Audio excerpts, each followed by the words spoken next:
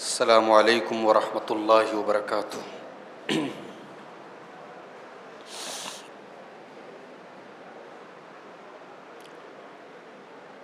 الحمد للہ رب العالمین والعاقبۃ للمتقین والصلاة والسلام علی نبینا محمد وعلی آلہ وصحبہ اجمعین ومن تبعہم بإحسان الی یوم الدین، اما بعد۔ محترم حضرات، آج ہم قرآن مجید کے 15ویں پارے کی منتخب آیات کی تفسیر آپ کے سامنے پیش کرنے جا رہے ہیں۔ 15ویں پارے کا آغاز ہوتا ہے سورہ بنی اسرائیل سے، جس کو ہم سورہ بنی اسرائیل بھی کہتے ہیں اور سورۃ الاسراء بھی کہتے ہیں۔ اس کی پہلی آیت میں اللہ کے نبی صلی اللہ علیہ وسلم کی زندگی کے بڑے اہم واقعے کی طرف اشارہ ہے، جسے ہم واقعہ معراج کہتے ہیں۔ آئیے پہلے آیت دیکھ لیتے ہیں۔ یہ سورہ بنی اسرائیل کی پہلی آیت ہے۔ سبحان الذی اسریٰ بعبدہ لیلا من المسجد الحرام، پاک ہے وہ ذات جو اپنے بندے کو راتوں رات لے گئی، من المسجد الحرام الی المسجد الاقصی، مسجد حرام سے مسجد اقصی کی طرف لے کر کے گئی، الذی بارکنا حولہ، جس مسجد اقصی کے آس پاس ہم نے برکتیں نازل کی ہیں، لنریہ من آیاتنا، تاکہ ہم اپنے نبی کو اپنی کچھ نشانیاں دکھائیں، انہ هو السمیع البصیر، بے شک اللہ تعالیٰ سب کچھ سننے والا دیکھنے والا ہے۔ یہ پہلی آیت ہے سورہ بنی اسرائیل کی۔ اللہ کے نبی صلی اللہ علیہ وسلم کو معراج کا واقعہ جو پیش آیا، یہ کب پیش آیا؟ سیرت نگاروں کے درمیان اس کے بارے میں زبردست اختلاف ہے، یہاں تک کہ یہ بھی طے نہیں ہے کہ کس سن میں یہ واقعہ ہوا۔ مہینہ چھوڑ دیجئے، تاریخ چھوڑ دیجئے، کس سن میں یہ واقعہ ہوا یہ بھی کنفرم نہیں ہے۔ ہمارے عام طور سے 27 رجب کو لوگ معراج کی رات مانتے ہیں، بہت سارے لوگ جشن معراج بھی مناتے ہیں، حالانکہ اس کا کوئی ثبوت نہیں ہے کہ معراج کا واقعہ کس تاریخ کو پیش آیا۔ معراج کے واقعے کے دو الگ الگ اس کے پڑاؤ ہیں۔ پہلا پڑاؤ ہے مسجد حرام سے مسجد اقصی تک کا، اس کو اسراء کہتے ہیں، اور پھر مسجد اقصی سے لے کر کے 7واں آسمان کی سیر آپ کو کرائی گئی، جنت و جہنم کے مناظر آپ کو دکھائے گئے، سدرۃ المنتہا کے پاس آپ گئے، اس کے آگے بھی آپ گئے، آپ نے اللہ سے کلام کیا۔ یہ سارا واقعہ حدیثوں کے اندر ذکر کیا گیا ہے۔ اس پورے واقعے کو معراج کہا جاتا ہے۔ بہت سارے لوگوں کا یہ کہنا ہے کہ معراج کا واقعہ خواب میں ہوا تھا، حقیقت میں نہیں ہوا تھا، ریئل میں نہیں ہوا تھا۔ سوال یہ ہے کہ اگر معراج کا واقعہ خواب میں ہوتا تو اللہ تبارک و تعالیٰ اس کو اتنے تعجب کے ساتھ بیان نہ کرتا۔ سبحانہ کا لفظ تعجب کے لیے آتا ہے۔ سبحان الذی اسریٰ بعبدہ، بڑی پاک ہے وہ ذات جو اپنے بندے کو لے کر کے گئی۔ اگر یہ خواب کی بات ہوتی تو یہ انداز بیان ہی نہ ہوتا۔ یہ انداز بیان بتا رہا ہے کہ یہ خواب میں نہیں، حقیقت میں یہ واقعہ ہوا ہے۔ اور پھر آگے اللہ نے فرمایا اسریٰ بعبدہ، بڑی پاک ہے وہ ذات جو اپنے بندے کو لے گئی۔ بندہ کا مطلب جسم اور روح دونوں کو بندہ کہا جاتا ہے، لہٰذا جو لوگ یہ کہتے ہیں کہ اللہ کے نبی کی روح گئی تھی، آپ کی باڈی نہیں گئی تھی، وہ بھی غلط کہہ رہے ہیں۔ یہ معراج کا سفر اللہ کے نبی کے جسم اور روح دونوں کے ساتھ ہوا تھا، اور یہ پوری رات نہیں ہوا تھا، یہ رات کے ایک مختصر سے حصے میں ہوا تھا۔ ٹائم اور وقت اللہ تعالیٰ کے کنٹرول میں ہے، اللہ تعالیٰ جب چاہے ٹائم کو روک سکتا ہے۔ رات کے مختصر سے حصے میں اللہ کے نبی صلی اللہ علیہ وسلم 7واں آسمان کی سیر کر کے چلے آئے، مسجد اقصی میں آپ نے نبیوں کو نماز بھی پڑھا دی۔ اس پر ہمیں اور آپ کو تو کم سے کم حیرت نہیں ہونی چاہیے، کیونکہ ہم یہ عقیدہ رکھتے ہیں کہ اللہ تعالیٰ ہر چیز پر قادر ہے۔ ٹائم اس کے ہاتھ میں، وقت اس کے ہاتھ میں۔ جب وہ خود کہہ رہا ہے کہ ہم نے یہ سفر رات کے ایک حصے میں کرایا، سبحان الذی اسری بعبدہ لیلا من المسجد الحرام الی المسجد الاقصی، بڑی پاک ہے وہ ذات جو اپنے بندے کو راتوں رات مسجد حرام سے مسجد اقصی تک لے کر کے گئی۔ حالانکہ اس دور میں خانہ کعبہ سے بیت المقدس تک کا سفر کرنے میں 2 مہینے کا ٹائم لگتا تھا۔ اسی لیے جب اللہ کے نبی معراج کے سفر سے آئے تو مکہ کے کافروں نے اس کو ماننے سے انکار کر دیا۔ انہوں نے کہا یہ کیسے پاسبل ہے؟ 2 مہینے کا سفر آپ کہتے کہ میں رات میں گیا اور واپس بھی چلا آیا، یہ ممکن ہی نہیں ہے۔ کچھ لوگوں نے اللہ کے نبی کا امتحان لینے کے لیے، اللہ کے نبی کو پریشان کرنے کے لیے یہ بھی کہا کہ اگر آپ بیت المقدس گئے ہیں اور آپ نے دیکھا ہے تو چلیے ہم کو بتائیے کہ بیت المقدس میں کتنے دروازے ہیں، بیت المقدس میں کتنی کھڑکیاں ہیں، بیت المقدس میں کتنے روشن دان ہیں۔ ایک ایک کر کے وہ اللہ کے نبی سے سوال کرنے لگے۔ اللہ کے نبی فرماتے ہیں میں ان سوالوں سے پریشان ہو گیا، میرے دل میں یہ خیال آیا کہ اگر میں ان کے سوالوں کا جواب نہیں دے پایا تو مجھے جھوٹا قرار دے دیں گے، میرے اوپر جھوٹ کی تہمت لگ جائے گی۔ بھائی ضروری تو نہیں ہے کہ کوئی انسان کسی جگہ گیا ہو تو اس نے گنا ہو کہ کتنی کھڑکیاں ہیں، کتنے دروازے ہیں، کتنے روشن دان ہیں۔ اللہ کے نبی گئے، نماز پڑھائی اور وہاں سے چلے گئے۔ تو اگر دیکھا جائے تو سوال کا کوئی مطلب نہیں تھا، مگر انہوں نے اللہ کے نبی کو جھوٹا ثابت کرنے کے لیے سوال کیا، بتائیے آپ گئے ہیں تو جواب دیجیے۔ اللہ کے نبی فرماتے ہیں کہ اللہ تبارک و تعالیٰ نے پورا بیت المقدس میرے سامنے لا کے رکھ دیا، پورے بیت المقدس کا ویڈیو اللہ کے نبی کے سامنے پلے ہونے لگا۔ اللہ کے نبی فرماتے ہیں فما یسالونی عن شیء، وہ جس چیز کے بارے میں بھی سوال کرتے بیت المقدس کا وہ پورشن اللہ تعالیٰ میرے سامنے کر دیتا تھا، جس اینگل سے وہ سوال کرتے وہ اینگل اللہ تعالیٰ میرے سامنے کر دیتا تھا۔ اس طریقے سے اللہ تبارک و تعالیٰ نے اپنے نبی کا دفاع کیا اور اپنے نبی کے اوپر جھوٹ کی تہمت نہیں لگنے دی۔ اور جب معراج کا یہ واقعہ پیش آیا اور اللہ کے نبی نے لوگوں سے بیان کیا تو لوگ دوڑے دوڑے حضرت ابوبکر کے پاس آئے، اے ابو بکر آپ تو اپنے ساتھی کی ہر بات مانتے ہیں مگر آج ایسی بات وہ کہہ رہے ہیں آپ بھی نہیں مانیں گے۔ کہا کیا کہہ رہے ہیں بھائی؟ بولے ان کا کہنا ہے کہ وہ راتوں رات مسجد حرام سے مسجد اقصی تک گئے بھی اور واپس بھی چلے آئے، آپ مانتے ہیں یہ بات؟ حضرت ابوبکر صدیق نے جواب دیا ارے جب میں اس سے بھی زیادہ عجیب بات مانتا ہوں، جب میں اس بات پر ایمان رکھتا ہوں کہ میرے نبی کے پاس صبح شام جبریل آتے ہیں اور قرآن کی وحی نازل ہوتی ہے اور میرے نبی کے اوپر اللہ کا فرشتہ اترتا ہے، جب میں اس بات پر ایمان رکھتا ہوں تو یہ کون سی بڑی بات ہے؟ اگر میرے نبی نے کہا ہے تو میں تصدیق کرتا ہوں۔ اور اسی دن سے حضرت ابوبکر صدیق کو صدیق کا لقب دیا گیا، اللہ کے نبی صلی اللہ علیہ وسلم کی ہر بات میں تصدیق کرنے والے، ہر بات میں اللہ کے نبی کو سچ ماننے والے۔ تو معراج کا یہ واقعہ یہاں پر مختصر ذکر کیا گیا ہے، یہاں پر صرف مسجد حرام سے مسجد اقصی تک کا ذکر ہے، باقی سفر جو ہوا اس کا ایک اشارہ سورہ نجم کے اندر ملتا ہے۔ جب ہم 27ویں پارے کی تفسیر کریں گے ہم وہاں پر اس پر ڈسکس کریں گے۔ یہاں اللہ تعالیٰ نے بس اتنا ذکر کیا، بڑی پاک ہے وہ ذات جو اپنے بندے کو مسجد حرام سے مسجد اقصی تک لے گئی۔ کون مسجد اقصی؟ الذی بارکنا حولہ، جس کے آس پاس ہم نے برکتیں نازل کی تھی۔ مسجد اقصی کے آس پاس کا جو علاقہ ہے فلسطین کا علاقہ، وہ نبیوں کا علاقہ ہے، وہ نبیوں کا علاقہ ہے، بڑے بڑے انبیاء کی قبریں ہیں وہاں پر، اور وہاں کھجور کے درخت ہیں، انجیر کے، زیتون کے درخت ہیں، تو برکت والی سرزمین ہے وہ۔ تو یہ سفر ہم نے کیوں کرایا؟ مقصد بھی اللہ نے ایک آیت کے اندر بتا دیا، لِنُرِيَهُ مِنْ آيَاتِنَا، تاکہ ہم اپنے نبی کو اپنی نشانیاں دکھائیں۔ جنت کو اپنی آنکھوں سے اللہ کے نبی نے دیکھ لیا، جہنم کو اپنی آنکھوں سے دیکھ لیا، جبریل کو اپنی آنکھوں سے دیکھ لیا، اللہ تعالیٰ سے کلام کر لیا، آپ کے اوپر نمازیں بھی آپ کے اوپر معراج کی رات میں فرض کی گئیں، ساری نشانیاں اللہ تعالیٰ نے اپنے نبی کو دکھائی۔ مختلف عذاب کی شکلیں بھی اللہ کو نبی کو دکھائی گئیں، غیبت کرنے والوں کو یہ عذاب ہو رہا ہے، جھوٹ بولنے والوں کو یہ عذاب ہو رہا ہے، زنا کرنے والوں کو یہ عذاب ہو رہا ہے، عذاب کے بھی مختلف مناظر اللہ کے نبی کو دکھائے گئے۔ لِنُرِيَهُ مِنْ آيَاتِنَا، تاکہ ہم اپنے نبی کو اپنی نشانیاں دکھائیں، إِنَّهُ هُوَ السَّمِيعُ الْبَصِيرُ، بے شک اللہ تعالیٰ سب کچھ سننے والا اور دیکھنے والا ہے۔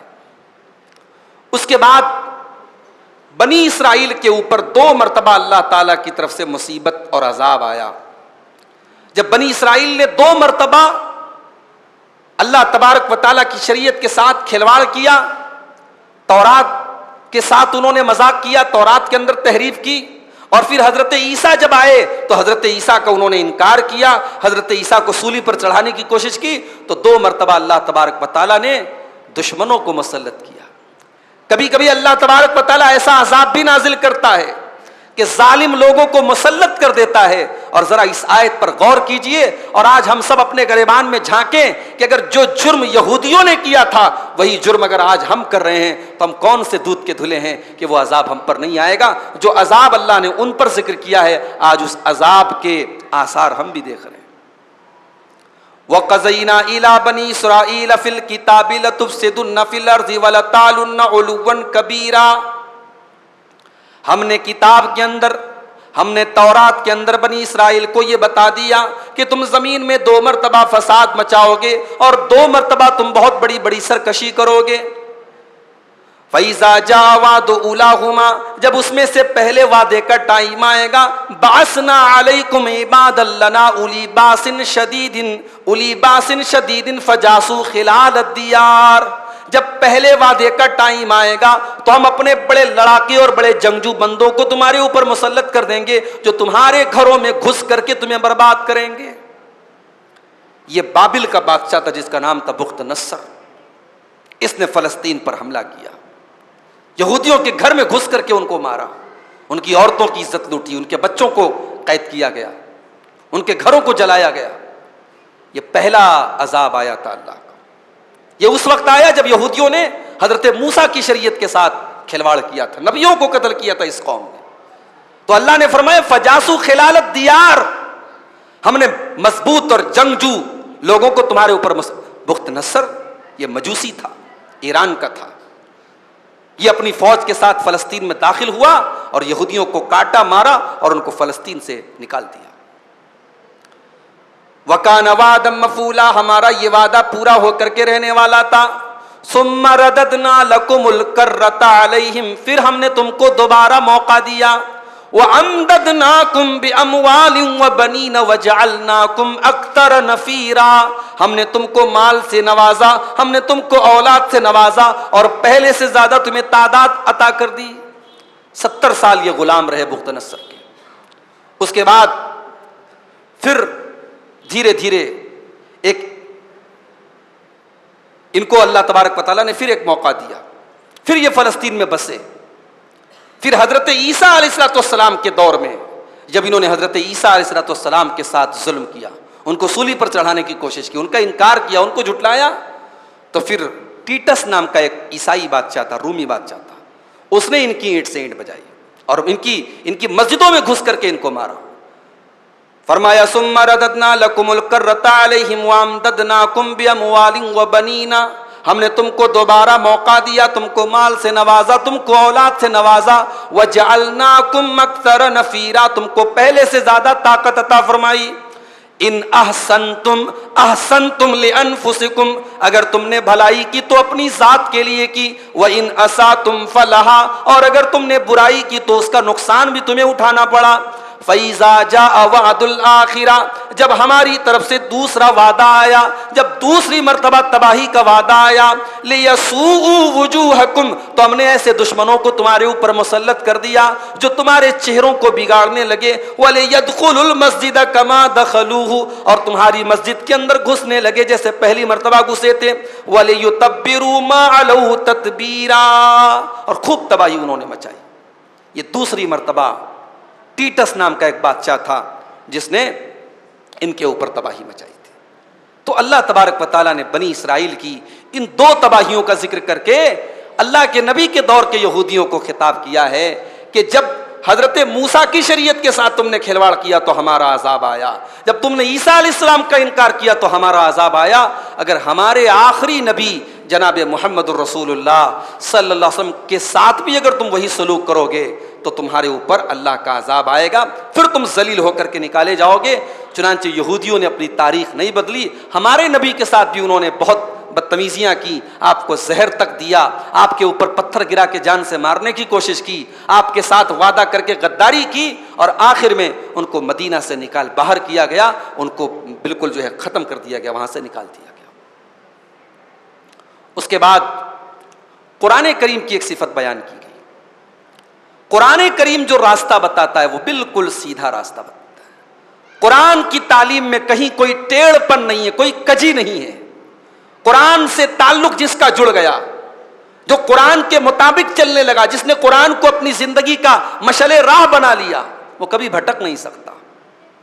ان ھذا القرآن یہدی للتی ہی اقوم، بے شک یہ قرآن وہ راستہ بتاتا ہے جو بالکل سیدھا راستہ ہے۔ وَيُبَشِّرُ الْمُؤْمِنِينَ الَّذِينَ يَعْمَلُونَ الصَّالِحَاتِ أَنَّ لَهُمْ أَجْرًا كَبِيرًا، اور یہ قرآن ایمان والوں کو بشارت سناتا ہے کہ تمہیں بہت بڑا ثواب ملے گا۔ ایک مفسر اس آیت کی تفسیر میں لکھتے ہیں، کہتے ہیں من عاش للقرآن، بڑے غور سے سنیے گا، من عاش للقرآن، جو قرآن کے لیے جیتا ہے، ومع القرآن، اور جو قرآن کے ساتھ جیتا ہے، زال ہمہ، اس کے غم دور ہو جاتے ہیں، ورفع قدرہ، اس کا مرتبہ بڑھ جاتا ہے، وعتلت درجتہ، اس کا درجہ بلند ہو جاتا ہے، ونشرت سیرتہ، اس کا کردار پھیلا دیا جاتا ہے، ووسع رزقہ، اس کی روزی میں کشادگی ہو جاتی ہے، ویسر امرہ، اس کے معاملات میں آسانی ہو جاتی ہے، وطاب ذکرہ، اس کا ذکر پاکیزہ بن جاتا ہے، وبورک لہ فی عمرہ، اس کی عمر میں برکت دے دی جاتی ہے۔ قرآن بڑی برکت والی کتاب ہے میرے بھائیوں، اس کتاب کی ہم نے بڑی ناقدری کی ہے۔ یہ سال میں ایک مرتبہ ہم تراویح کی نماز میں بڑی مشکل سے اس قرآن کو سنتے ہیں، باقی سال کے 11 مہینے کون پوچھتا ہے؟ ہمارے نوجوانوں کو تو موبائل سے فرصت نہیں ہے، سوشل میڈیا پر، واٹس ایپ اور فیس بک پر کسی دوست کا کوئی میسج آ جائے اور دوست نے میسج کر کے ہمیں کوئی بات بتائی اور ہم میسج نہ دیکھ پائیں تو ہمارا دوست ناراض ہو جاتا ہے، یار تو نے میرا میسج نہیں دیکھا، اگنور کر دیا۔ یہ قرآن اللہ کا میسج ہے میرے بھائی، یہ قرآن اللہ کا پیغام ہے، اللہ نے ہماری ہدایت کے لیے اس پیغام کو دیا تھا۔ ہم کتنے نادان ہیں، ہم کتنے بد نصیب ہیں کہ ہم اللہ کے اس میسج کو اگنور کرتے ہیں۔ سال کے 11 مہینے اس کتاب کو لپیٹ کر کے ریشم کے کپڑے میں ہم رکھ دیتے ہیں۔ اس کتاب کی یہی عزت ہے کہ اس کو چوم لیا جائے، اس کتاب کی یہی عزت ہے کہ اس کو ریشمی کپڑے میں لپیٹ کے رکھ دیا جائے؟ نہیں میرے بھائی، یہ کتاب ہدایت کی کتاب ہے، یہ کتاب دل کی بیماریوں کی شفا کی کتاب ہے۔ فرمایا ان ھذا القرآن یہدی للتی ہی اقوم، بے شک یہ قرآن بالکل سیدھا راستہ دکھاتا ہے۔ اس کے بعد انسان کی ایک کمزوری بتائی گئی، انسان کبھی کبھی اپنے ہی حق میں بد دعا کرنے لگتا ہے، خاص طور سے ہماری مائیں بہنیں کبھی کبھی بچوں پر غصہ آتا ہے نا، بچوں کو بد دعا دے دیتی ہیں، ارے تو مر کیوں نہیں جاتا، اس طریقے کے الفاظ مائیں بہنیں نکال دیتی ہیں زبان سے۔ خبردار، یہ نہیں نکالنا چاہیے۔ اللہ نے فرمایا وَيَدْعُ الْإِنسَانُ بِالشَّرِّ دُعَاءَهُ بِالْخَيْرِ، انسان جیسے بھلائی کی دعا کرتا ہے ویسے کبھی کبھی برائی کی دعا بھی کرتا ہے۔ وَكَانَ الْإِنسَانُ عَجُولًا، وجہ یہ کہ انسان بہت بڑا جلد باز ہے، انسان جلد باز ہے، سوچتا نہیں ہے کہ میرے اس جملے کا کیا رزلٹ نکلے گا، میں جو بد دعا کر رہا ہوں اس بد دعا کا کیا مطلب ہے، بول دیتا ہے، بد دعا کر دیتا ہے۔ اسی لیے اللہ کے نبی نے سختی سے منع کیا، آپ نے فرمایا لا تدعوا علی انفسکم، اپنے اوپر بد دعا کبھی نہ کیا کرو، ولا تدعوا علی اولادکم، اپنی اولاد کے اوپر کبھی بد دعا نہ کیا کرو، ولا تدعوا علی خدمکم، اپنے نوکروں کے اوپر کبھی بد دعا نہ کیا کرو، لا توافقوا من اللہ تبارک و تعالی ساعتا نیل فیہا عطان، کہیں ایسا نہ ہو کہ جب تم بد دعا کر رہے ہو وہ کوئی قبولیت کی گھڑی ہو اور اللہ تعالیٰ تمہاری بد دعا کو قبول کر لے۔ اس لیے کبھی بھی غصے میں بھی اپنے لیے، اپنے بچوں کے لیے بد دعا نہیں کرنی چاہیے۔ اس کے بعد قیامت کے دن کا ایک نقشہ کھینچا گیا۔ قیامت کے دن ہر انسان کا نام اعمال اس کی گردن میں لٹکا ہوگا۔ زندگی بھر ہم نے جو کچھ کیا ہمارا کچا چٹھا پروردگار ہماری گردن میں لٹکا دے گا، اور ہائے ہائے اس احکم الحاکمین کا انصاف دیکھو، وہ حساب نہیں لے گا، اس کا انصاف یہ ہے کہ وہ حساب نہیں لے گا، وہ ہمیں سونپ دے گا کہ تو خود اپنا حساب کر لے. یہ تیری کتاب ہے, یہ تیرا رزلٹ ہے, یہ تیری زندگی بھر کے نام اعمال ہے, تیرے کرتوت ہیں, تیرے رات دن کی کہانی ہے. تو خود فیصلہ کر لے, تجھے جنت میں جانا چاہیے, تجھے جہنم میں جانا چاہیے. وَكُلَّ إِنسَانٍ أَلْزَمْنَاهُ طَائِرَهُ فِي عُنُقِهِ وَنُخْرِجُ لَهُ يَوْمَ الْقِيَامَةِ كِتَابًا يَلْقَاهُ مَنشُورًا. ہر انسان کی گردن میں ہم اس کا نام اعمال لٹکا دیں گے. اچھا, گردن میں کیوں لٹکائے گا اللہ تعالیٰ؟ کبھی اونٹ کو دیکھا ہے؟ اونٹ ہے, گائے ہے, بھینس ہے, اس کا پٹا جو ہوتا ہے اس کی گردن میں رہتا ہے, اور پٹا جس مالک کے ہاتھ میں رہتا ہے وہ جدھر بھینس کو, گائے کو, اونٹ کو لے کے جاتا ہے, جانور ادھر جاتا ہے. اللہ کہہ رہا ہے کہ ہم تیری گردن میں تیرے نام اعمال لٹکا دیں گے, یعنی تیرے نام اعمال یہ ڈیسائیڈ کریں گے کہ تجھے جہنم کی طرف جانا ہے کہ تجھے جنت کی طرف جانا ہے. وَكُلَّ إِنسَانٍ أَلْزَمْنَاهُ طَائِرَهُ فِي عُنُقِهِ, ہم ہر انسان کی گردن میں اس کے نام اعمال کو لٹکا دیں گے. وَنُخْرِجُ لَهُ يَوْمَ الْقِيَامَةِ كِتَابًا يَلْقَاهُ مَنشُورًا, اور قیامت کے دن اس کی کھلی ہوئی کتاب اس کے سامنے کر دیں گے. اقرا کتابک, اللہ فرمائے گا میرے بندے تو خود اپنی کتاب پڑھ لے. اقرا کتابک, تو خود اپنی کتاب کو پڑھ لے. کفا بنفسک الیوم علیک حسیبا, آج اپنا حساب کرنے کے لیے تو خود کافی ہے. آج ہم تیرا حساب نہیں لیں گے, تو خود حساب کر کے بتا تیرے ساتھ کیا ہونا چاہیے. یہ اللہ کا انصاف ہے. اللہ ہمارا حساب ہمارے حوالے کر دے گا. اس کے بعد اللہ نے اپنا ایک اصول بتایا کہ ہم کسی بستی میں تب تک اپنا عذاب نہیں بھیجتے جب تک اپنا کوئی رسول ہم نہ بھیج دیں.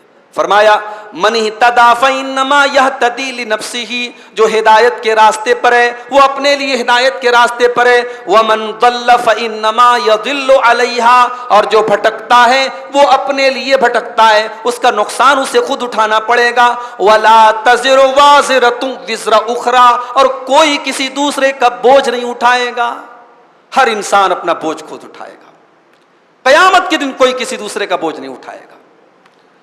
اس کے بعد فرمایا وما کننا معذبین حتی نبعث رسولا, اور ہم کسی بستی کے اوپر اپنا عذاب نازل نہیں کرتے ہیں جب تک اپنا رسول ہم نہ بھیج دیں. جب تک رسول اللہ تعالیٰ بھیج نہیں دیتا, جب تک حجت تمام نہیں کر دیتا, جب تک اس قوم کے لوگوں کو یہ کہنے کا موقع نہ ملے قیامت کے دن ہمارے پاس تو کوئی ڈرانے والا نہیں آیا, ہمارے پاس تو کوئی نبی نہیں آیا.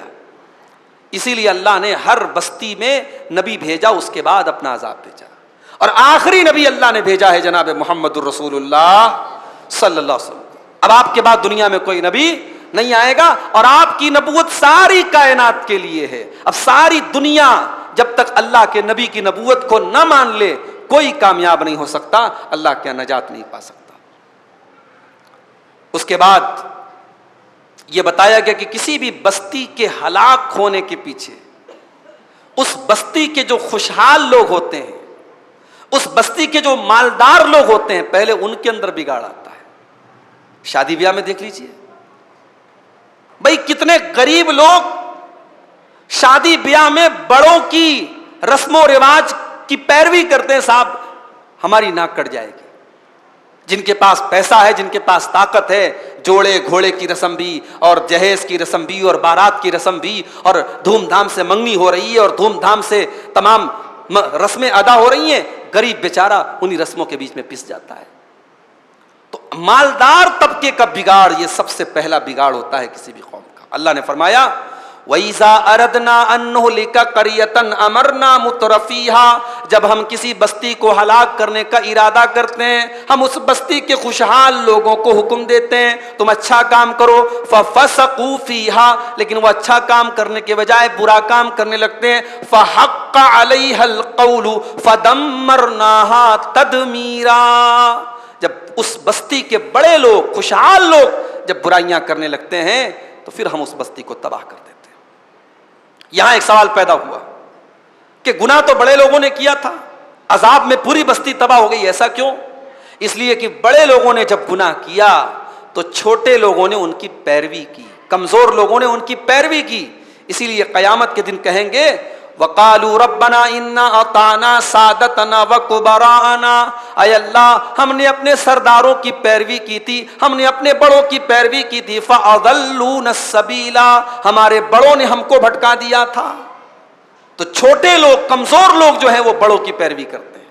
اور کبھی کبھی اس لیے بھی اللہ کا عذاب آتا ہے کہ گناہ تو کر رہے ہیں بڑے لوگ، پیسے والے، امیر لوگ، اور کوئی روکنے والا نہیں ہے، کوئی ٹوکنے والا نہیں ہے۔ جب کسی بستی میں کوئی روکنے والا نہیں ہوتا ہے تب اللہ کا عذاب پوری بستی کے اوپر آتا ہے۔ اس کے بعد یہ بتایا گیا کہ آخرت اگر چاہیے تو 3 چیزیں ضروری ہیں۔ دنیا تو مل جائے گی لیکن آخرت کے لیے 3 چیزیں ضروری ہیں۔ آئیے دیکھتے ہیں وہ آیت، من کان یرید العاجلۃ عجلنا لہ فیہا ما نشاء، جو دنیا چاہتا ہے، جس کی زندگی کا مقصد صرف اور صرف دنیا کمانا ہے، اجلنا لہو فیہا ما نشاء، اسے دنیا میں ہم جتنا چاہیں گے دنیا دے دیں گے، لمن نرید، جس کو ہم چاہیں گے اس کو دیں گے۔ دنیا بھی سب کو نہیں ملے گی، دنیا دار انسان بھی یہ نہ سمجھے اس کو دنیا مل ہی جائے گی۔ اللہ کہہ رہا ہے دنیا کی جو طلب رکھتا ہے ہم جتنی چاہیں گے اور جس کو چاہیں گے ہم دنیا دیں گے۔ ثم جعلنا له جہنم یصلاها مذموما مدحورا، لیکن جس کی زندگی میں آخرت نہیں تھی، صرف دنیا تھی، وہ ذلیل ہو کر کے جہنم میں ڈالا جائے گا۔ ومن اراد الاخرۃ، اور جو آخرت کا ارادہ کرتا ہے، وسعى لها سعيها، اور آخرت کے لیے کوشش کرتا ہے، وهو مؤمن، اور وہ ایمان والا ہوتا ہے۔ یہ 3 چیزیں نوٹ کر لیجیے۔ آخرت میں 3 چیزیں چاہیے۔ پہلی چیز ارادہ ہونا چاہیے، دوسری چیز کوشش ہونی چاہیے، اور تیسری چیز ایمان ہونا چاہیے۔ بعض لوگ ارادہ کرتے ہیں کہ صاحب ہمارا بھی بڑا نیک ارادہ ہے۔ ارادہ صرف ارادہ کافی نہیں ہے، ارادے کے ساتھ کوشش بھی ضروری ہے۔ غزوہ تبوک کے موقع پر بہت سارے منافق لوگ اللہ کے نبی کے ساتھ نہیں گئے۔ جب اللہ کے نبی واپس آئے تو منافقوں نے کہا کہ اے اللہ کے نبی ہم تو چاہ رہے تھے آپ کے ساتھ جانا، مگر کیا بتائیں ہمارے ساتھ یہ مجبوری آ گئی، یہ مجبوری آ گئی، یہ مجبوری آ گئی۔ تو اللہ نے قرآن میں فرمایا کہ وَلَوْ أَرَادُوا الْخُرُوجَ لَأَعَدُّوا لَهُ عُدَّةً، یہ جھوٹ بول رہے ہیں یہ منافق لوگ، اگر ان کا ارادہ ہوتا تو یہ اس کے لیے تیاری کرتے، انہوں نے کوئی تیاری نہیں کی تھی، اس کا مطلب یہ جھوٹ بول رہے ہیں، ان کا کوئی ارادہ نہیں تھا۔ تو ارادے کے ساتھ کوشش ضروری ہے۔ اگر آپ آخرت کو پانا چاہتے ہیں، آخرت میں کامیاب ہونا چاہتے ہیں، تو صرف اچھے اچھے ارادے مت کیجیے۔ ہاں بھائی میرا ارادہ ہے میں حج کر لوں گا، میرا ارادہ ہے میں نماز پڑھ دوں گا، میرا ارادہ ہے میں اللہ کی راہ میں صدقہ کر دوں گا۔ ارادہ کرتے کرتے ایک دن آئے گا موت آ جائے گی، اور جب موت آ جائے گی اس دن آپ چاہ کر کے بھی کچھ نہیں کر پائیں گے۔ اس لیے اپنے ارادے کو عملی جامہ پہنائیے۔ اللہ نے فرمایا کہ ومن اراد الاخرۃ، جو آخرت کا ارادہ کرتا ہے، وسعى لها سعيها، اور آخرت کے لیے کوشش کرتا ہے، وهو مؤمن، اور وہ ایمان والا ہوتا ہے، فاولئک کان سعیهم مشکورا، ایسے لوگوں کی کوشش کی اللہ تعالیٰ کیا قدر کی جائے گی، ان کو ثواب ملے گا، ان کو بہترین بدلہ ملے گا۔ اس کے بعد ماں باپ کے تعلق سے بڑی پیاری بات بتائی گئی۔ ماں باپ جو ہوتے ہیں نا، جب یہ بڑھاپے کو پہنچ جائیں تو انہیں ہماری توجہ کی، ہماری کیئر کی، ہماری محبت کی زیادہ ضرورت ہوتی ہے۔ علماء کہتے ہیں کہ بچپن اور بڑھاپے میں بہت ساری چیزیں کامن ہوتی ہیں۔ کبھی بچے کے اوپر آپ نے غور کیا؟ بچہ اپنے باپ کی ہی گود میں کیوں جاتا ہے، اپنی ماں کی ہی گود میں کیوں جاتا ہے؟ عورتیں تو بہت ساری ہوتی ہیں، بچہ جو ریلیکس فیل کرتا ہے ماں کی گود میں وہ کسی دوسرے کی گود میں کیوں نہیں فیل کرتا ہے؟ کیونکہ بچہ محسوس کرتا ہے کہ یہ میری کیئر کرتی ہے، بچہ محسوس کرتا ہے کہ یہ میرا خیال رکھتا ہے، مجھے اہمیت دیتا ہے۔ تو جب ماں باپ بڑھاپے کو پہنچ جائیں تو انہیں آپ سے امید ہوتی ہے کہ آپ ان کی کیئر کریں گے، احترام کریں گے، ان کی بات کو سنیں گے، ان کو ٹائم دیں گے۔ جب آپ کے ماں باپ بوڑھے ہو جائیں تو آپ اپنا بچپن یاد کیجیے۔ آپ رات میں بستر پہ پیشاب کر کے پڑے رہتے تھے اور روتے رہتے تھے، اور آپ کی ماں آپ کے گیلے بستر پر خود سو جاتی تھی اور آپ کو سوکھے بستر پہ سلاتی تھی۔ یہ ماں تھی۔ جب آپ کے آرام کے لیے آپ کا باپ اپنا آرام قربان کرتا تھا، مئی اور جون کی گرمی میں پسینہ بہاتا تھا، سخت سردیوں میں سفر کرتا تھا، اپنے باپ کی ان قربانیوں کو یاد کیجئے. آپ زندگی کے کسی مقام پر پہنچ جائیں، اپنے ماں باپ کی قربانیوں کا حق ادا نہیں کر سکتے. اسی لیے اللہ نے قرآن میں اپنی توحید کے بعد اکثر مقام پر ماں باپ کا ذکر کیا ہے.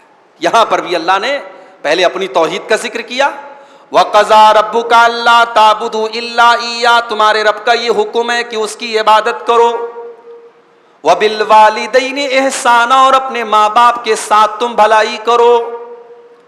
إِمَّا يَبْلُغَنَّ عِندَكَ الْكِبَرَ أَحَدُهُمَا، اگر تمہارے ماں باپ میں سے کوئی ایک بوڑھا ہو جائے، أَوْ كِلَاهُمَا، یا دونوں بوڑھے ہو جائیں. پہلے ایک کا ذکر کیا، پھر دونوں کا ذکر کیا. اگر ایک بچہ ہے، ماں چلی گئی باپ بچا ہے، باپ چلا گیا ماں بچی ہے، تو جو ایک بچتے ہیں نا، یہ بیچارے زیادہ مجبور ہوتے ہیں. دو ہوتے ہیں تو بہت سارے سکھ دکھ شیئر کر لیتے ہیں، بہت سارے غم آپس میں بانٹ لیتے ہیں. جب ایک بچتا ہے تو وہ زیادہ لاچار ہو جاتا. اللہ نے اس ایک کا ذکر پہلے کیا ہے. اللہ اکبر. ہمارے احساس کا بھی اللہ کو کتنا خیال ہے. اما یبلغن عندک الکبر احدہما، جب تمہارے والدین میں سے کوئی ایک تمہارے پاس بوڑھا ہو جائے. اچھا، تمہارے پاس کہا، یعنی اس کا مطلب یہ ہوا کہ والدین آپ کے پاس ہونے چاہیے. اب پاس ہونے کا مطلب یہ نہیں ہے، ضروری نہیں ہے کہ آپ ہمیشہ اپنے والدین کے ساتھ رہیں تبھی آپ پاس ہیں. کبھی کبھی ایسا ہوتا ہے کہ بچے ماں باپ کے ساتھ ایک گھر میں رہتے ہیں مگر ماں باپ سے بات تک نہیں کرتے. اور ایسا بھی ہوتا ہے بچہ سینکڑوں ہزاروں کلومیٹر دور رہتا ہے باپ سے، لیکن صبح شام ماں باپ کی دعائیں لیتا ہے، ماں باپ کی حال چال لیتا ہے، ماں باپ کی خیر خبر لیتا ہے. تو پاس ہونا یہ ضروری نہیں کہ آپ فزیکلی پاس ہو.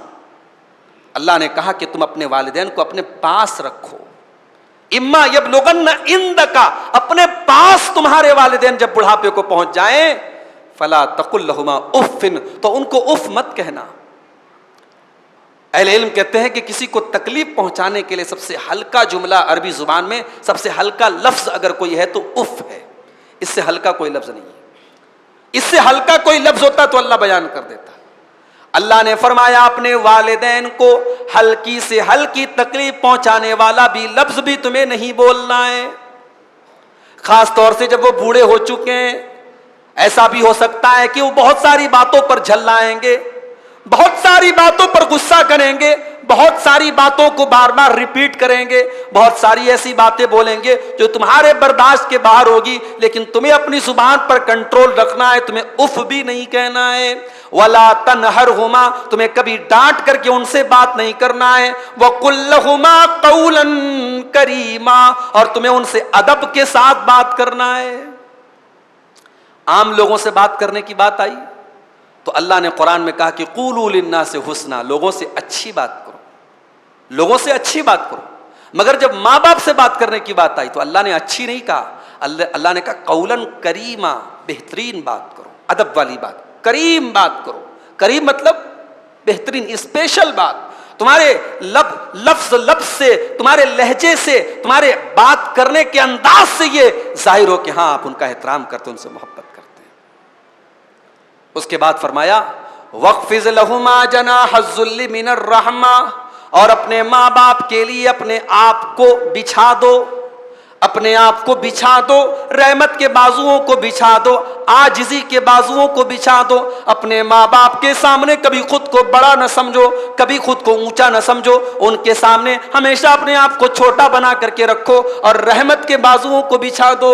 وَقُلْ رَبِّ ارْحَمْهُمَا كَمَا رَبَّيَانِي صَغِيرًا، اور یہ دعا پڑھتے رہا کرو کہ اے میرے پروردگار تو میرے ماں باپ پر رحم فرما جس طرح بچپن میں انہوں نے مجھے پالا ہے. اچھا، ماں باپ کی دعا میں بھی بچپن کو ہم یاد کرتے ہیں. رب ارحمہما کما ربیانی صغیرا، اے اللہ میرے ماں باپ پر رحم فرما جس طرح بچپن میں انہوں نے مجھے پالا ہے. ان کی پرورش میں انہوں نے جو تکلیف اٹھائی ہے، جب جب یہ دعا کرو گے تب تک وہ تکلیف تمہیں یاد آئے گی اور تم اپنے رب سے ان کے لیے دعا کرو گے. اس کے بعد فضول خرچی کرنے سے منع کیا. فرمایا فضول خرچی مت کرو. ولا تبذر تبذیرا، فضول خرچی مت کرو. کیوں؟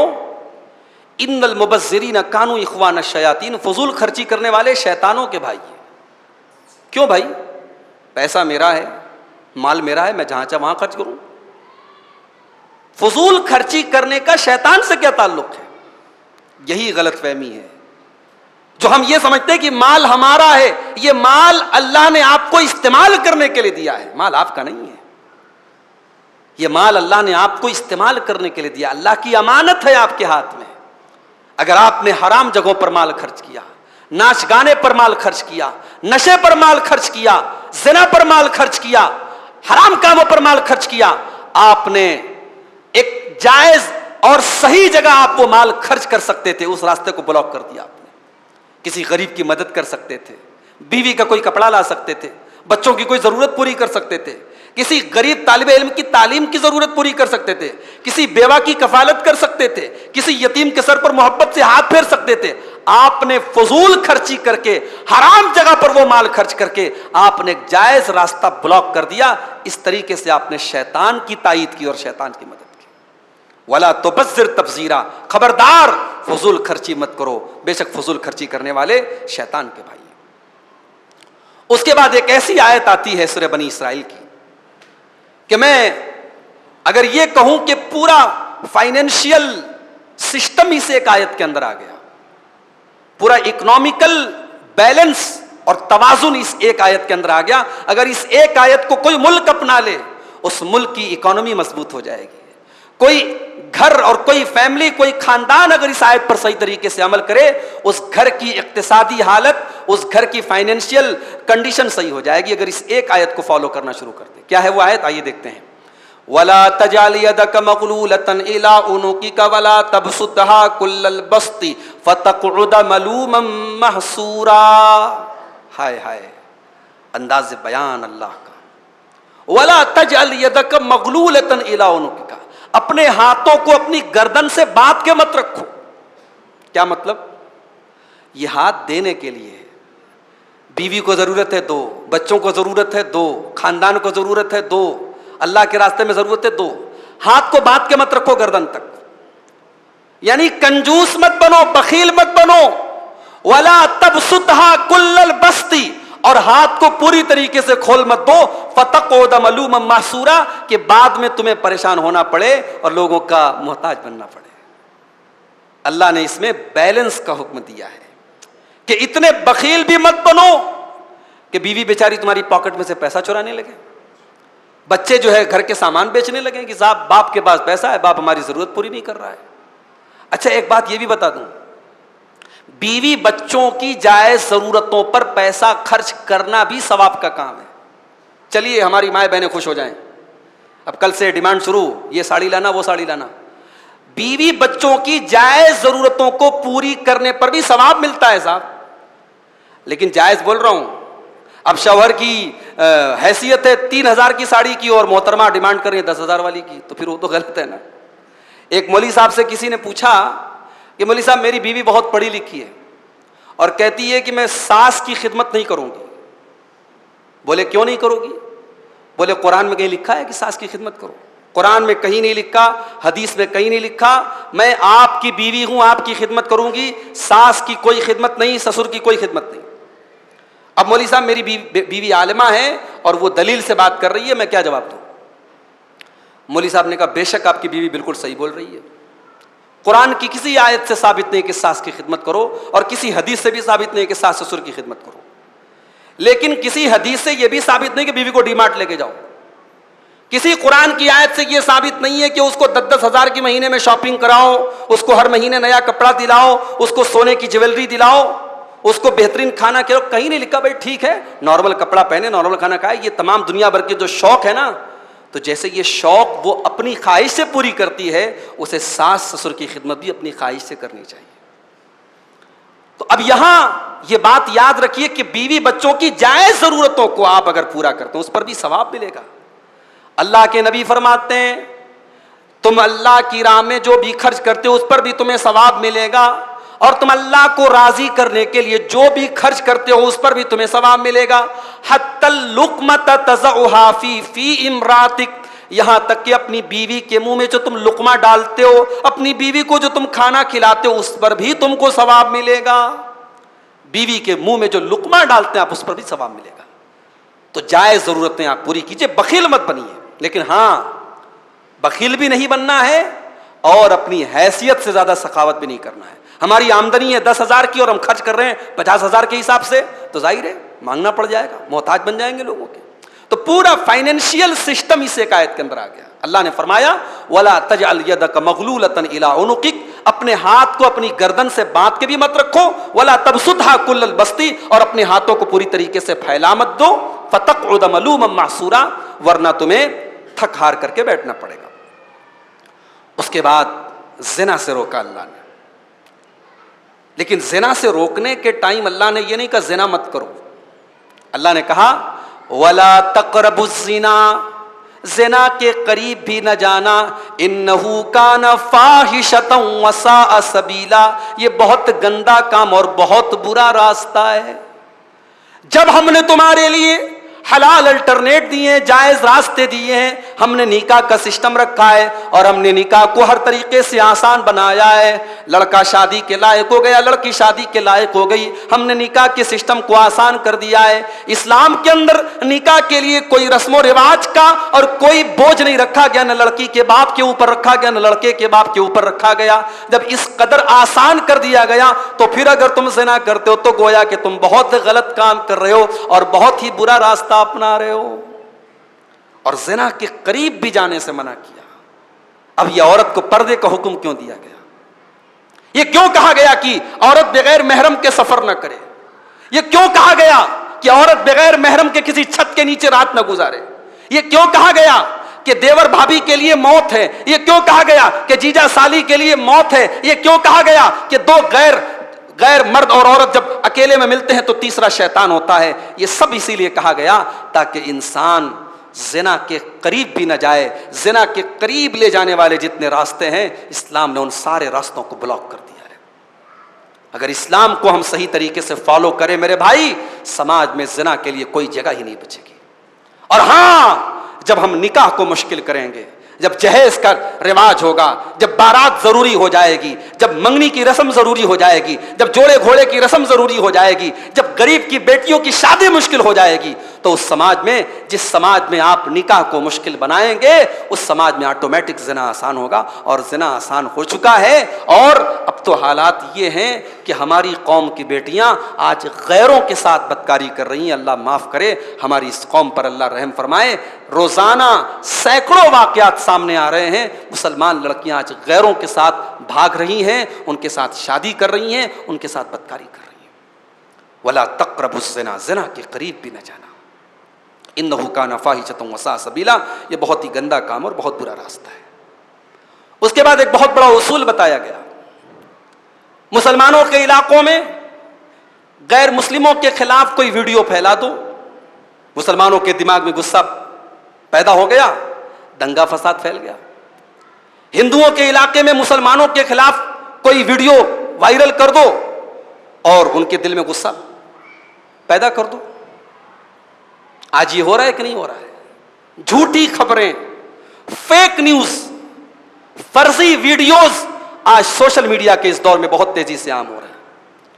اللہ نے فرمایا وَلَا تَقْفُ مَا لَيْسَ لَكَ بِهِ عِلْمٌ إِنَّ السَّمْعَ وَالْبَصَرَ وَالْفُؤَادَ كُلُّ أُولَٰئِكَ كَانَ عَنْهُ مَسْئُولًا، جس چیز کی تمہیں نالج نہیں ہے، جس چیز کا تمہیں پتہ نہیں ہے، اس چیز کے پیچھے نہ پڑو۔ بہت بڑا مسئلہ ہے یہ۔ عبد الغفار صاحب کے بارے میں آپ کو کوئی نگیٹو بات ملی؟ بڑی محبت کرتے تھے آپ، لیکن ایک نگیٹو خبر ملی، آپ بدظن ہو گئے، آپ بدگمان ہو گئے، آپ گلی کوچوں میں چوراہوں پر کھڑے ہو کر کے عبد الغفار صاحب کی برائی کرنے لگے۔ آپ نے تحقیق کرنے کی کوشش نہیں کی، آپ نے پتہ لگانے کی کوشش نہیں کی خبر صحیح بھی تھی کہ نہیں تھی، بات صحیح بھی تھی کہ نہیں تھی، اور بات اگر صحیح بھی تھی تو ضروری تو نہیں ہے کہ ہر صحیح بات کو پھیلایا جائے۔ جب ایک عام مسلمان کے تعلق سے شریعت کا یہ حکم ہے کہ کسی عام مسلمان کو کے اندر کوئی کمی دیکھو تو اس کی اصلاح کی کوشش کرو، اس کے اوپر پردہ ڈالو۔ ہم نے اپنے علماء، اپنے ائمہ، اپنے حافظوں، اپنے عالموں، اپنے قاریوں کو ہم موقع ملنا چاہیے ان کی عزت نیلام کرنے کا، ان کو گلی کوچے پہ ننگا کرنے کا ہم کوئی موقع چوکتے نہیں ہیں میرے بھائی۔ وَلَا تَقْفُ مَا لَيْسَ لَكَ بِهِ، اللہ نے کہا جس چیز کی تمہیں نالج نہیں ہے اس چیز کے پیچھے مت پڑو۔ ان السمع والبصر والفؤاد کل اولئک کان عنہ مسئولا. اللہ کے کان کا بھی حساب ہوگا, آنکھ کا بھی حساب ہوگا, اور دل اور دماغ میں کیا سوچ رکھتے تھے اس سوچ کا بھی حساب ہوگا. تو یہ بہت عظیم آیت ہے, بہت بڑا اصول ہے, اور سوشل میڈیا کے اس دور میں تو اس آیت کو بہت اچھے طریقے سے ہمیں یاد رکھنا چاہیے اور اس پر عمل کرنا چاہیے. کوئی میسج آیا, کوئی ویڈیو آیا, ہمیں اچھا لگا, ہم نے اسٹیٹس لگا لیا, ہم نے فیس بک پر شیئر کر دیا, ہم نے دوستوں کو بھیج دیا. ہم نے یہ بھی پتہ لگانے کی کوشش نہیں کی جس کا ہم نے ویڈیو لگایا ہے اس کا وہ ویڈیو تو بہت اچھا ہے, اس میں جو بات کہہ رہا ہے بات بظاہر بہت اچھی ہے. بعد میں معلوم ہوا کہ صاحب وہ آدمی جو تھا وہ تو صحابہ کو گالی دینے والا آدمی ہے, صحابہ کو برا بھلا کہنے والا آدمی ہے. ایسے مقرر کو, ایسے اسپیکر کو ہم پروموٹ کر رہے ہیں, اس کا ویڈیو ہم شیئر کر رہے ہیں. تو ہمارے نوجوانوں سے میں گزارش کروں گا کہ آج سوشل میڈیا کی اس دور میں قرآن کی اس آیت کو ہمیشہ اپنے سامنے رکھیں. وَلَا تَقْفُ مَا لَيْسَ لَكَ بِهِ عِلْمٌ, جس چیز کی نالج نہیں ہے اس چیز کے پیچھے مت پڑیے. ان السمع والبصر والفؤاد کل اولئک کان عنہ مسئولا. اللہ کے آپ کے کانوں کا, آپ کی آنکھوں کا اور آپ کے دل اور دماغ کا حساب ہوگا. اس کے بعد ایک بڑی پیاری بات اللہ نے فرمائی کہ جانتے ہو اللہ کے لیے کائنات کی ہر چیز تسبیح بیان کر رہی ہے. تسبح له السماوات السبع والارض ومن فیہن, اللہ تعالیٰ کے لیے تسبیح بیان کرتے ہیں ساتوں آسمان اور زمین, اور زمین و آسمان کے اندر جو بھی ہیں سب اللہ کی تسبیح بیان کرتے ہیں. وَإِن مِّن شَيْءٍ إِلَّا يُسَبِّحُ بِحَمْدِهِ, اور ہر چیز اللہ تعالیٰ کی تسبیح بیان کر رہی ہے, اللہ کی بڑائی بیان کر رہی ہے. وَلَٰكِن لَّا تَفْقَهُونَ تَسْبِيحَهُمْ, لیکن تم ان کی تسبیح کو سمجھ نہیں سکتے. ہم بائک پر سفر کر رہے ہیں, ہماری بائک اللہ کا ذکر کر رہی ہے, ہم نہیں کریں. کتنے بڑے بد نصیب ہے بھائی ہم کار پہ بیٹھے, ہماری کار اللہ کی تسبیح کر رہی ہے اور ہم اللہ کو یاد نہیں کر رہے ہیں. اللہ نے کہا ہر چیز اللہ کی تسبیح بیان کر رہی ہے, تم سمجھ نہیں سکتے, تم وہاں تک پہنچ نہیں سکتے, تمہارا سینس وہاں تک نہیں جا سکتا, لیکن ہر چیز اللہ کی تسبیح بیان کر رہی ہے. تو جب ہر چیز اللہ کی تسبیح بیان کرے تو اے انسان, تو کتنا بڑا بد نصیب ہے کہ جس سواری پر تو بیٹھا ہے وہ سواری تجھ سے زیادہ اللہ کا نام لے رہی ہے, جس کپڑے کو تو پہنے ہوئے وہ کپڑا تجھ سے زیادہ اللہ کا ذکر کر رہا ہے, جس کھانے کو تو کھا رہا ہے وہ کھانا تجھ سے زیادہ اللہ کا ذکر کر رہا ہے. وَإِن مِّن شَيْءٍ إِلَّا يُسَبِّحُ بِحَمْدِهِ, ہر چیز اللہ کی تسبیح بیان کر رہی ہے. اس کے بعد لوگوں کے درمیان جو جھگڑے ہوتے ہیں کیوں ہوتے ہیں جانتے ہیں؟ ساس بہو کا جھگڑا, نند اور بھابھی کا جھگڑا, دیورانی جٹانی کا جھگڑا, بھائی بھائی کا جھگڑا, پڑوسی ان جھگڑوں کے پیچھے اصل وجہ کیا ہوتی ہے؟ آئیے وجہ بتاتا ہوں آپ کو. وَقُلْ لِعِبَادِي يَقُولُ الَّتِي هِيَ أَحْسَنُ, اے نبی میرے بندوں سے کہہ دو کہ جب وہ بات کریں تو احسن بات کریں. ایک ہوتا ہے گڈ, ایک ہوتا ہے بیٹر, ایک ہوتا ہے بیسٹ. اللہ نے کہا کہ تمہیں گڈ نہیں بولنا ہے, تمہیں بیٹر نہیں بولنا, تمہیں بیسٹ بولنا ہے. اللہ نے حسن نہیں کہا, اللہ نے احسن کہا. جب بھی زبان سے جملے نکالو تو اتنا سوچ سمجھ کر کے نکالو کہ تمہارے منہ سے جو الفاظ نکلے وہ گڈ اور بیٹر نہیں بیسٹ ہوں, بہترین جملے نکالو. اے نبی میرے بندوں سے کہہ دو کہ جب بات کریں تو بہترین بات کریں. ان الشیطان ینزغ بینہم, شیطان ان کے درمیان زبان ہی کے ذریعے پھوٹ ڈالتا ہے. آپ جھگڑوں کی تاریخ اٹھا کے دیکھ لیجئے, آپ گھروں کے اندر جو اختلاف ہوتے ہیں آپ ان کی حقیقت جا کے پتہ کیجئے, پتہ لگے گا کہ کسی ایک کی زبان درازی سے بات شروع ہوئی تھی. زبان پہ کنٹرول کر لے آدمی, بولے تو بہترین بات بولے ورنہ خاموش رہے, بہت سارے مسئلے آٹومیٹک حل ہو جائیں گے. ان الشیطان ینزغ بینہم, شیطان زبان کے ذریعے تمہارے درمیان پھوٹ ڈالتا ہے. ان الشیطان کان للانسان عدوا مبینا, شیطان تمہارا کھلا ہوا دشمن ہے. اس کے بعد یہ کہا گیا کہ قیامت کے دن ہم سب کو ان کے امام کے ساتھ بلائیں گے. ایک صاحب اس آیت کو پڑھتے ہیں, کہتے ہیں کہ ہم تو حنفی ہیں, ہم امام ابو حنیفہ کے ساتھ آئیں گے. امام شافعی کا ماننے والا امام شافعی کے ساتھ آئے گا. امام مالک کا ماننے والا امام مالک کے ساتھ آئے گا. امام احمد ابن حنبل کا ماننے والا امام احمد ابن حنبل کے ساتھ آئے گا. اور تمہارا تو کوئی امام ہی نہیں ہے, تم کس کے ساتھ آؤ گے؟ تم تو شیطان کے ساتھ آؤ گے. عوام نے نعرہ تکبیر اللہ اکبر لگا دیا, پبلک خوش, مولوی صاحب بھی خوش. یہ ہو رہا ہے آج. خود بدلتے نہیں قرآن کو بدل دیتے ہیں, ہوئے اس درجہ فقیہان حرم دے توفیق. آئیے اس آیت کا مطلب آپ کو بتاتا ہوں. یوم ندعو کل اناس بامامہم، ہم قیامت کے دن سب کو ان کے امام کے ساتھ بلائیں گے. فمن اوتی کتابہ بیمینہ، جس کا نام اعمال اس کے داہنے ہاتھ میں دیا جائے گا. فاولئک یقرؤون کتابہم، وہ اپنے نام اعمال کو پڑھیں گے. ولا یظلمون فتیلا، اور کھجور کی گٹھلی کے اوپر جو چھلکا ہوتا ہے اس چھلکے کے برابر بھی ظلم نہیں ہوگا کسی کے اوپر. یہ پوری آیت ہے. یہاں اللہ نے کہا کہ ہم ہر ایک کو اس کے امام کے ساتھ بلائیں گے. یا امام کا کیا مطلب ہے؟ علامہ ابن کثیر لکھتے ہیں کہ امام کا مطلب یہاں نام اعمال ہے، کیونکہ امام جو ہوتا ہے وہ آگے ہوتا ہے، تو ہمارا نام اعمال ہم سے آگے ہوگا، نام اعمال کے حساب سے ہی ہمارا ڈائریکشن طے ہوگا. تو یہاں امام سے مراد نام اعمال ہے. ایک تفسیر تو اس کی یہ کی گئی ہے. ایک تفسیر یہ کی گئی ہے کہ ہر امت کو اس کے نبی کے ساتھ بلائیں گے. موسیٰ علیہ السلام کی امت ان کے موسیٰ علیہ السلام کے ساتھ، عیسیٰ علیہ السلام کی امت ان کے ساتھ، اور محمد الرسول اللہ صلی اللہ علیہ وسلم کی امت ان کے ساتھ بلائی جائے گی. اور ایک تفسیر یہ کی گئی کہ امام سے مراد یہاں آسمانی کتاب ہے. مسلمان قرآن کے ساتھ آئیں گے، یہودی تورات کے ساتھ آئیں گے، عیسائی انجیل کے ساتھ آئیں گے، جن کی جو آسمانی کتاب ہوگی اس کتاب کے ساتھ آئیں گے.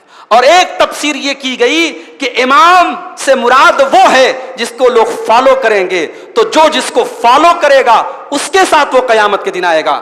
علامہ ابن کثیر کہتے ہیں کہ اگر اس کی تفسیر یہ مان لی جائے کہ جو جس کو فالو کرے گا اس کے ساتھ قیامت کے دن آئے گا، تو علامہ ابن کثیر کے الفاظ ہیں ھذا اکبر شرف لاصحاب الحدیث. یہ آیت اہل حدیث کے لیے بہت بڑی فضیلت ہے. لأن امامہم النبی صلی اللہ علیہ وسلم، اس لیے کہ اہل حدیث کا امام اگر کوئی ہے تو جناب محمد رسول اللہ صلی اللہ علیہ وسلم ہے.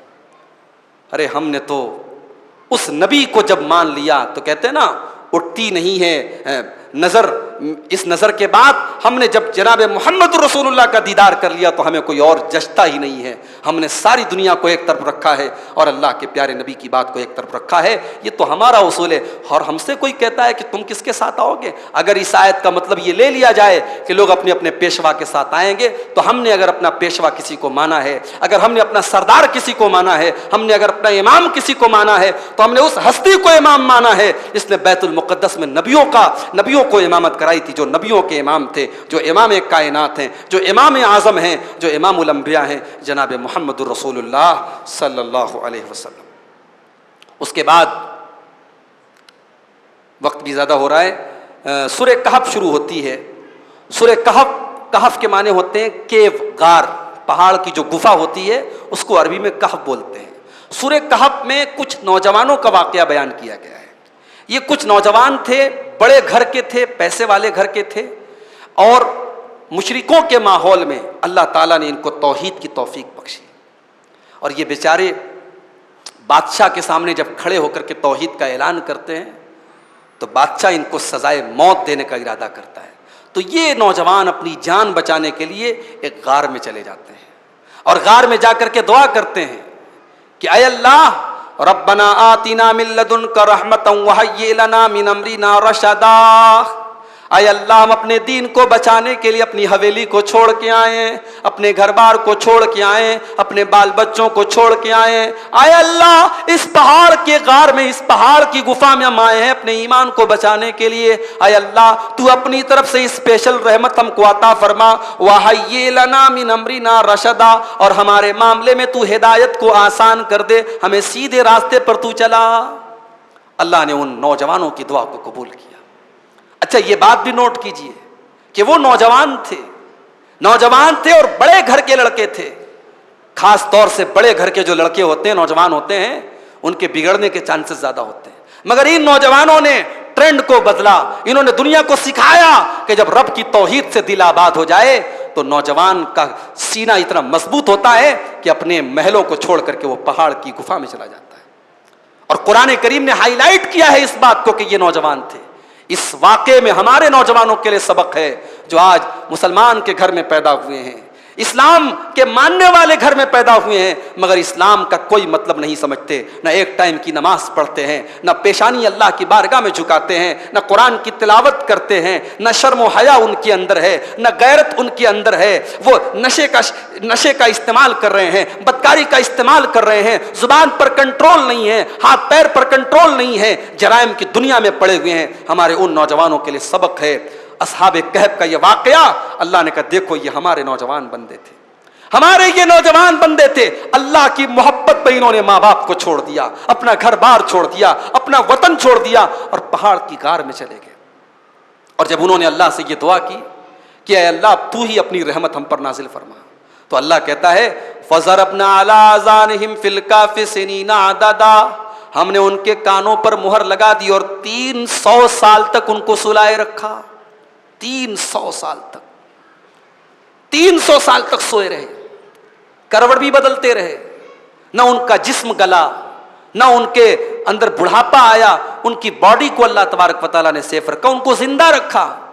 300 سال کے بعد جب ان کی نیند کھلی تو بھوک لگی، پہلے تو آپس میں بات چیت کرنے لگے کہ ہم لوگ کتنا سوئے، تو کہنے لگے کہ شاید ہم لوگ دن بھر سوئے رہ گئے، تو کسی نے کہا کہ شاید ہم لوگ آدھا دن سوئے رہ گئے، کنفرم نہیں ہو پایا کتنا سوئے رہے، 300 سال تک سوئے رہے اور یہ خبر بھی نہیں کہ کتنا سوئے رہے۔ اس کے بعد بھوک لگی تو اپنے ایک آدمی کو بھیجا کہ جاؤ اور کھانا لے کے آؤ، اس کو پیسہ دیا، 300 سال پہلے کا پیسہ دے کر کے بھیجا اور کہا کہ پاک کھانا لانا۔